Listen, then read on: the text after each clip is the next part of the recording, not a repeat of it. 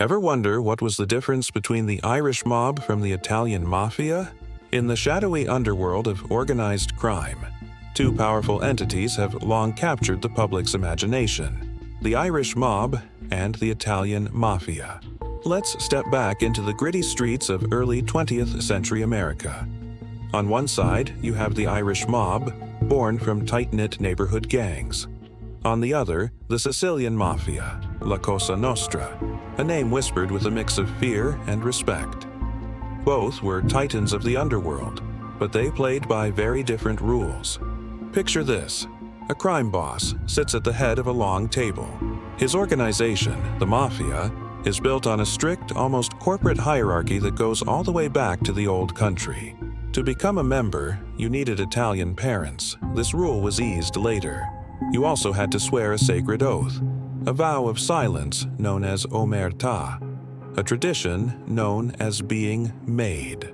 The Mafia wasn't just a gang. It was a secret society, a family in every sense of the word. It was a formidable organization with a rigid, pyramidal hierarchy.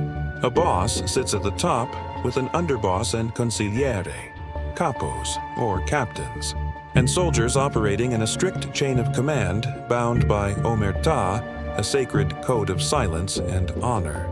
Non-Italians could join the Mafia, although they could only ever attain the rank of associate and never be a full member. The Mafia moved like ghosts, taking over rackets with precision and often maintaining a code to avoid unnecessary heat from the law. It was all about business, discipline, and loyalty.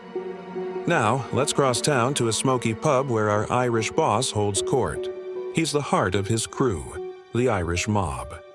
It is important to note that the Irish mob wasn't a singular organization, but a general term used for Irish gangs everywhere.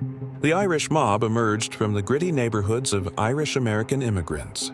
There's no complex chart here, no ancient rituals. The Irish gangs were more fluid, built around a charismatic and often ruthless leader.